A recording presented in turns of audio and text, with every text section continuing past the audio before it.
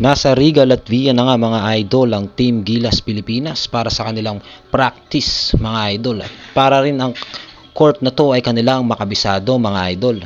Dito kasi gaganapin mga idol ang kanilang unang laban, kaya naman dito sila nagtodo practice. At sabi nga ni Coach Cone ay marami silang ensayong gagawin dito at marami ring pag-a-adjust. Tulad nga mga idol ng mga errors nila, yung mga foul, yung mga tira sa tres, yung mga depensa, yung mga pasok sa loob, marami mga idol. Ayon nga kay Coach Cone, lahat yun ay kanilang i-improve at pag-aaralan at para mas lalo pa silang lumakas mga idol. Ayon din kay Coach Cone ay kay pag-aaralan din nila rito kung paano dumepensa, lalo na talagang kung malalaki ang mga kalaban at kung mabibilis talaga mga idol. Kailangan talaga nila rito ng todo ensayo mga idol at strategy. Mga idol, hindi naman sila papahuli sa parating na laro mga idol, pero kailangan pa rin nilang mag-practice para ilaban ang ating bansa mga idol. Naging basihan nga nila rito mga idol yung naging dalawang tune-up game nila sa Turkey saka sa Poland. Kaya naman paghahandaan nila ng husto ang nalalapit na talagang totoong laban.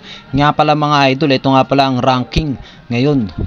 Malalaman natin dito kung pang ilan ang Pilipinas sa ranking. So, hindi pasok nga rito ang Pilipinas sa top 10, mga idol. Pero, huwag kayong magugulat, mga idol. Hindi naman to bad news. Pero, ang Pilipinas lang naman ay pasok sa top 20, mga idol.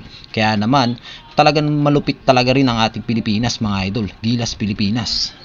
Talaga naman todo ensayo nga rito mga idol ang Gilas Pilipinas, lalo na ang ating mga star player dito mga idol, lalong lalo na sila Brownlee, yan mga idol, kay Soto. At ito nga pala idol ang schedule ng laban nila. Unang laban nila July 4, 12 AM mga idol, Philippine time, Latvia versus Philippines. Sa susunod naman Tuesday July 4 naman 8:30 PM Philippine team, Philippines versus Georgia mga idol. Huwag tayong papahuli sa mga laban ng ating Gilas Pilipinas mga idol. Talaga naman kailangan natin silang suportahan para sa ating bansa mga idol.